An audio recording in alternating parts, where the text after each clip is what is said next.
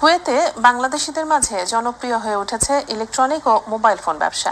মধ্যপ্রাচ্যের দেশটি থেকে রেমিটেন্স পাঠানোর ক্ষেত্রেও এই ব্যবসা রাখছে বড় ভূমিকা।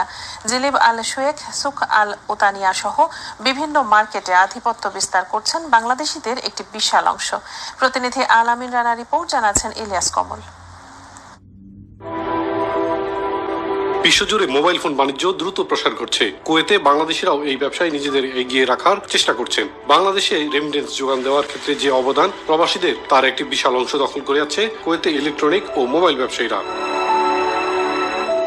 দেশটিতে মোবাইল ফোন ব্যবসার অন্যতম স্থান কুয়েত সিটি, ফরওয়ানিয়া, জিলিব, জাহরা, সালমিয়া, খাইতান সহ বিভিন্ন মার্কেটে। দেশটির প্রত্যন্ত অঞ্চলে শক্ত একটি অবস্থান তৈরি করেছে প্রবাসী বাংলাদেশি ব্যবসায়ীরা। বাংলাদেশে যদি বিষয়টা টেকনিশিয়ানের সহজ করা যায়, তো তাহলে বাংলাদেশের বিষয় দিয়ে টেকনিশিয়ান নিয়ে এই দেশে আমরা হয়তো ভালো কিছু আর্থিক উপার্জন করতে পারতাম এবং দেশও আমরা রেমিটেন্স বাড়াইতে পারতাম।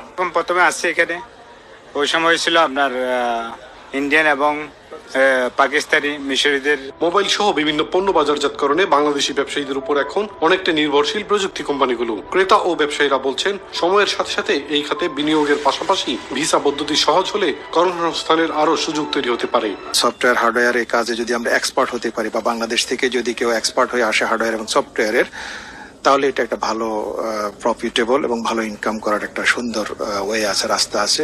অনেকেই এখানে আসে, আমাদের এখানে বাঙালিরা, আমরা তাদের ভালো একটা সার্ভিস দিয়ে থাকি। স্বর্ণ দোকান আছে, বাংলাদেশি দোকান, মোবাইলের দোকান। এখান থেকে আমরা অনেক রেমিটেন্স বাংলাদেশে পাঠাই। এই রেমিটেন্স বাংলাদেশের উন্নতির জন্য কাজে লাগে। দক্ষ জনশক্তি রপ্তানি করতে পারলে কুয়েত থেকে আরো বেশি বৈদেশিক মুদ্রা আয় হবে, পাশাপাশি শক্তিশালী হবে দেশের অর্থনীতি, মনে করছেন সংশ্লিষ্টরা। ইলিয়াস কমল, মাই টিভি। আন্তর্জাতিক প্রসঙ্গ।